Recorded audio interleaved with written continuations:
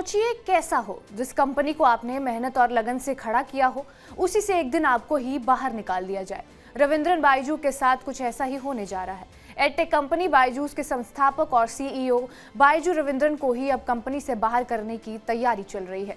इसे लेकर कंपनी के बोर्ड सदस्यों और प्रमुख निवेशकों के ग्रुप ने आपातकालीन आम बैठक यानी ईजीएम बुलाई है। इस ग्रुप ने रविंद्रन के अलावा उनकी पत्नी और को फाउंडर दिव्या गोकुलनाथ के साथ उनके भाई रिजू रविंद्रन को भी कंपनी से बाहर रखने का प्रस्ताव रखा है, जिस पर वोटिंग होनी है। हाल ही में ईडी ने ब्यूरो ऑफ इमिग्रेशन यानी बीओआई से एडटेक कंपनी बायजूस के खिलाफ लुकआउट नोटिस जारी किया है। यानी ईडी चाहती है कि रविंद्रन देश छोड़कर ना जा पाए। लेकिन ऐसा क्या हुआ है कि कोचिंग क्लास से हजारों करोड़ों रुपए की कंपनी बनाने वाली बायजूस पर ईडी का शिकंजा कसा हुआ है और अब कंपनी के निवेशक भी उन्हें कंपनी से बाहर करना चाहते हैं। ये पूरा मामला हम आपको बताएंगे इस वीडियो में। नमस्कार, मेरा नाम है रिया शर्मा और आप देख रहे हैं TV9 भारतवर्ष। दरअसल नवंबर 2023 में प्रवर्तन निदेशालय यानी ईडी ने बायजू की parent company think and learn private limited और कंपनी के मालिक रविंद्रन पर फेमा के तहत मामला दर्ज किया था। मामला 9,362.35 करोड़ रुपए का है। ईडी का यह मानना है कि बायजू ने भारत के बाहर पैसा भेजा और विदेश में इसका निवेश किया। ईडी ने कहा, कंपनी ने कहा था कि उसने भारत के बाहर पैसा भेजा और विदेशों में निवेश किया, जो फेमा 1999 का उल्लंघन था और इसे भारत सरकार के राजस्व को भी नुकसान हुआ है। अब आपने देखा होगा कि हम फेमा की बातचीत कर रहे हैं। फेमा का पूरा नाम फॉरेन एक्सचेंज मैनेजमेंट एक्ट है। इसके तहत ईडी को यह जिम्मेदारी दी गई है कि वो विदेशी मुद्रा के कानूनों और उनके उल्लंघन पर कार्यवाही कर सकती है और उन पर जुर्माना भी लगा सकती है।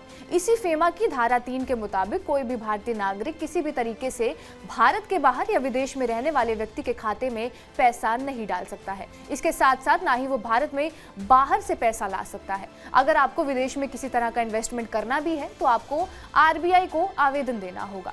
आसान भाषा में इसे समझा जा सकता है कि बायजू ने भारत में पैसा कमाया और उसे गलत तरीके से विदेश भेज दिया। बायजूस को साल 2022 में करीब 8,245 करोड़ रुपए का घाटा हुआ था और साल 2021 में यह घाटा 4,564 करोड़ रुपए था। यानी घाटा करीब 2 गुना होता गया, जिसके लिए कंपनी ने लोन लिया और यहीं से कंपनी का ग्राफ धीरे धीरे नीचे आता गया। बायजूस पर करीब 10,000 करोड़ रुपए का टर्म लोन है। कंपनी ने कहा है कि उसने $500 मिलियन यानी करीब 4,000 करोड़ रुपए सुरक्षित रखे हैं, लेकिन तब भी 6,000 करोड़ रुपए की जरूरत होगी। ईडी ने think and learn private limited और रविंद्रन के घर पर पिछले साल ही 27 और 28 अप्रैल को सर्च किया था और इसके तहत उनको कुछ दस्तावेज मिले थे जो उन्होंने जब्त किए थे। साथ ही रविंद्रन का बयान भी रिकॉर्ड किया गया था। कभी स्टार्टअप के पोस्टर बॉय रहे बायजू रविंद्रन की एडटेक कंपनी बायजूस इन दिनों काफी मुश्किल समय से गुजर रही है। पिछले साल भारी भरकम घाटे के चलते वैल्यूएशन में भी करीब 90% की गिरावट आई है।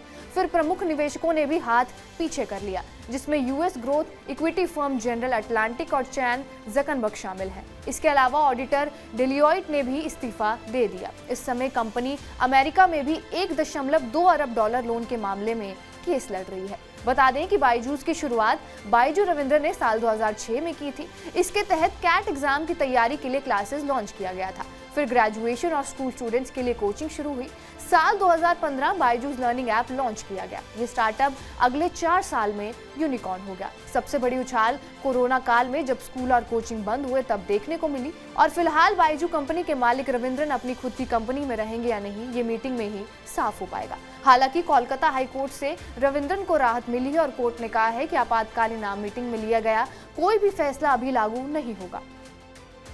इसके अलावा बायजूस में रविंद्रन और उनके परिवार की अगर हम हिस्सेदारी की बात करें तो वो 26% है। एक समय में ये भारत का सबसे वैल्यूएबल स्टार्टअप था, लेकिन अब इसकी वैल्यूएशन भी $22 अरब से घटकर सिर्फ $25 करोड़ ही रह गई है। बहरहाल आपका इस वीडियो पर क्या कुछ कहना हमें कमेंट बॉक्स में जरूर बताएं। बाकी देश और दुनिया की तमाम बड़ी खबरों के लिए जुड़े रहे हमारे साथ TV9 भारतवर्ष पर।